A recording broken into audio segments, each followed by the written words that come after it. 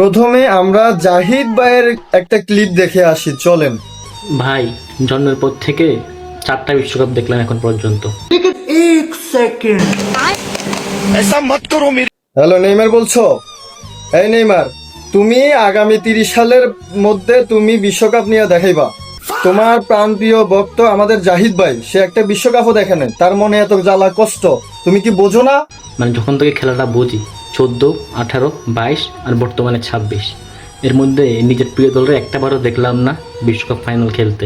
তুমি বিশ্বকাপ নিবা মানে নিবা, তোমার বাপদাদার আমলে তুমি বিশ্বকাপ নিছো, তোমার আর নেওয়ার কোনো খবর। আমাদের শত্রুপক্ষ মানে আর্জেন্টিনা, তারা 3বার ফাইনালে চলে গেছে। আপনাদের 5টা বিশ্বকাপ আছে, আপনারা এগুলো মাথায় নেওয়ার দরকার নাই। 22-এ তো চ্যাম্পিয়নই হয়ে গেল, আর এখন 26, এখন তো মনে হইতেছে 26ও ট্রফিটা নিয়ে নিবে, এটা যেমনি খেলতেছে।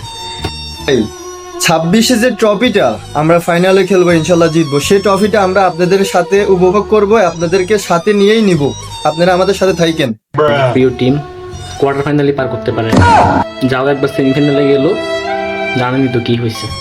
7 আপ। আপনাদেরকে 7 আপ তো অবশ্যই খাওয়াবো, আপনারা আমাদের সাথে আইসেন খেলা দেখতে, ফাইনালটা জিতে আপনাদেরকে 7 আপ দেবো। এরপর থেকে ভাই আর বন্ধুদের সাথে আড্ডা দেওয়ার সময় 7 আপ খাইতেই পারি না। বন্ধুরা 7 আপ খাওয়ায় না, কি হয়েছে ভাই? আমরা আর্জেন্টিনার আছি না, 7 আপ খাওয়াবো। ওরা যখন 7 আপ নিয়ে আসে, এটা গলায় দিয়ে আর নামে না। তো যাই হোক, আমাদের কিন্তু এই যে দেখতেছেন না, পাঁচটা ট্রফি আছে। আপনাদের 5টা বিশ্বকাপ আছে, আপনারা এগুলো মাথায় নেওয়ার দরকার নাই। আমাদের 3টা আছে, আমরা আরেকটা খেলতেছি, জিতবো, সেটা এখানে লাগাবো। मुझे अपने घर जाना है।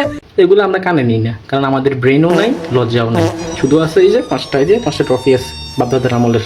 একেবারে লজ্জা না থাকলে হয় ভাই, একটু লজ্জা রাখেন, একটু লজ্জা রাখেন। 5টা বিশ্বকাপ নিয়েছেন হেই বাপদাদার আমলে।